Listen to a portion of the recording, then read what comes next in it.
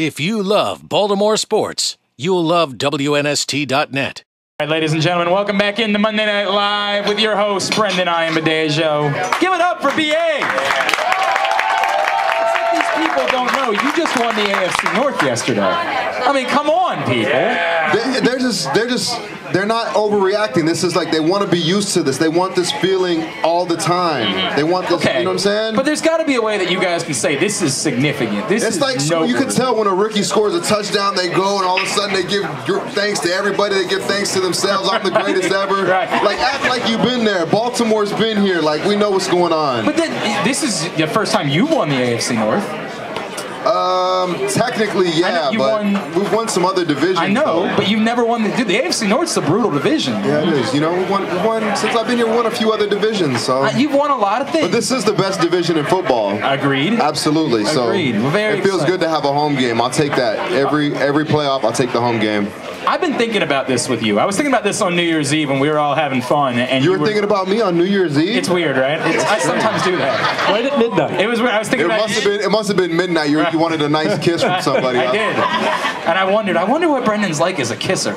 Wow, this is awkward. Anyway. Now the show feels right. I know, right? The first segment went too smooth. Right. It was too easy. Everything went good. Great questions, and now awkward. Yeah, you know what it is? I was thinking at midnight, I was like, boy, if Brendan, you know what it's about making out with Brendan? He shaves his legs so it's smooth. Like you get the whole caressing feeling. Yeah. Should I leave you guys alone? Give me a minute here. Anyway, I was thinking about you on New Year's Eve because you were in a hotel getting ready for a football game. Did you even stay up until midnight? Man, all the explosions went on outside of our room, so you kind of didn't have a choice. I think everybody was awake at midnight, even though we fell asleep before midnight. Okay, so you had gone to bed before midnight, so there was no celebration of any sort. There was no everybody in high five or anything like that. Everyone's in their rooms at 11, curfew, watching movies, whatever, hanging. What's the one thing that after your career you're looking forward to the most that you haven't been able to do because you played football for so long? I think it'll probably be traveling, because when you travel in the NFL, you have to let a bunch of people know where you're going, how to get a hold of you, when you're coming back, when you're leaving.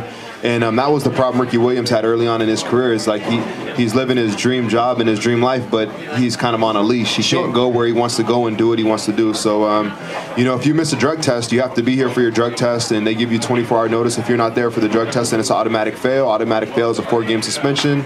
So it's like you're kind of like free to do what you want, but you're not quite free. Right, so correct. I think it'll be travel. That's what it'll be, just travel. In a way, you feel like you're approaching 40 years old, and yet you're still, not like a child, but in a way, you still have to check in with people. Like, you still have to... I mean, to a certain extent, you do, and like, the strangest thing is, like, fans expect you to, like, if you're out and it's midnight or something, like, oh, shouldn't you be at home, or shouldn't you be watching film, or shouldn't you be, like... Are you that's an alcoholic beverage. Yeah, like, what are you doing? That's poison. You're going to ruin your body. If you're a librarian, should you be at the library? It's midnight. Should you be organizing books and doing this and looking at microfiche and stuff like that? No. You leave your job, it's your job. Yeah, granted, you don't want to do anything to mess up your eyes, so you can put the books in the right places. Correct. Right? Correct. That would be the way that it would work. Yeah, so, I mean, people have some weird expectations and think, like, we have curfews and, like, but just a normal job just like everyone else. But yeah, from time to time there's a time and place where you have to be no matter what, and you have to be there regardless of what you want to do or where you want to be or what else you want to be doing. You have to be there for certain things. You have certain people to answer to at certain points of time. With that in mind, you guys started talking about the bye week in the first segment. I was talking to Bryant McKinney about this earlier today, and Bryant was saying, look, dude, when I was younger, I handled this a different way, and we talked about this the first time, that even Ladarius said, you know what, I kind of acted a little bit like a rookie during the bye week. Do you have to have the conversation with a couple of guys? Do you have to say, and I know you guys aren't getting the full week off, but do you have to pull a couple of guys aside and say something like, guys, think about your bodies this week, or do you have to even bother to have that conversation?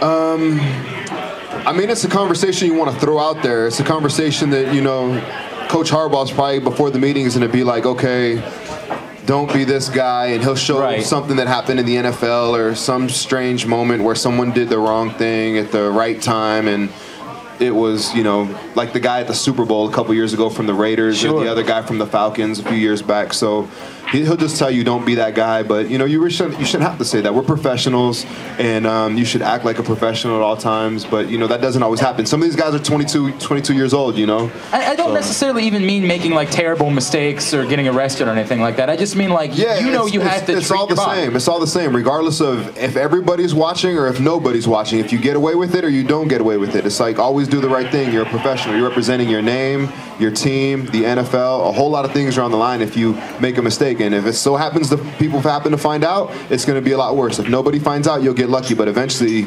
it's going to come to surface. So just do the right things at all times, and you'll save yourself a lot of trouble, and your career will last a lot longer. Now, B.A., you've talked a lot about how much trust this team has. These teammates, coaches, everyone in the organization, and you have so much veteran leadership on this team. Do you think, staying on the same topic of not even talking legal issues, but just guys not being as focused and doing the things they need to be doing throughout the week when you do have some time off, do you think there's less of a chance when you have a team that has a strong veteran presence and trusts each other the way this one does? You'd like to think so, but anything could happen at any time, You could just be driving in your car and you have your seatbelt on and you're going the speed limit and something can happen, and just if it's your time, it's your time. But if you it's just one of those things. Anything can happen. So we have leadership, and we've had guys that have gone through certain things, and the whole Derek Thomas accident, and just things have happened in the NFL. So there's only so much you can say. To a certain extent, so... All right. Be honest. You don't have to tell me a story about this. Have you ever been a guy that when you were in a situation, you said to yourself afterwards, maybe I shouldn't have been in that situation? Has that ever come up with you during the time that you played football? I see you smiling a little bit, so I feel like it has to have happened. Everybody's done things they wish they've never done, whether it's wrong or right. Sure.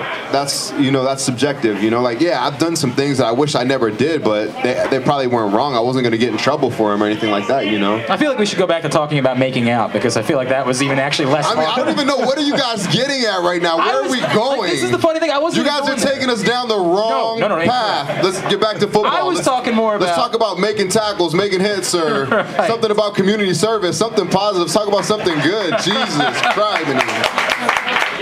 Where are you guys? Who do you work for? Where are you guys going? I want to know, where were you? Tell me about Monica Lewinsky, as Terrell Suggs likes to say. What I was more talking about is... We just won the AFC North Championship, man.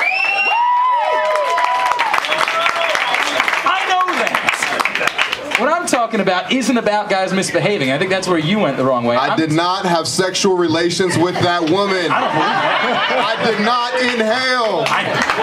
I know you way too well. I don't believe you for a second. Anyway, what I was talking about was way more about a guy that just goes home and stops thinking about his body for 3 days. Stops thinking about the things that you guys do on a day-to-day basis. Stops thinking about, I got to be in the massage room at this time. Stops thinking about all those little things, not going out and getting arrested or going out and picking up a hooker at the Super Bowl or something like that. Just the little things, like... yes, the Bengals game was tough. We played a great game. And we have a bye week this week. We won the AFC North. We put ourselves in position to... Did you guys give 110%? We put ourselves in position to sit at home next Sunday and Saturday, and we're going to watch our opponents, and then we're going to put together a masterful game plan so we can do everything we possibly can do to win at home in Baltimore on Sunday, January 15th or 14th, whatever it is, at 1 o'clock. Bam! That's the answer.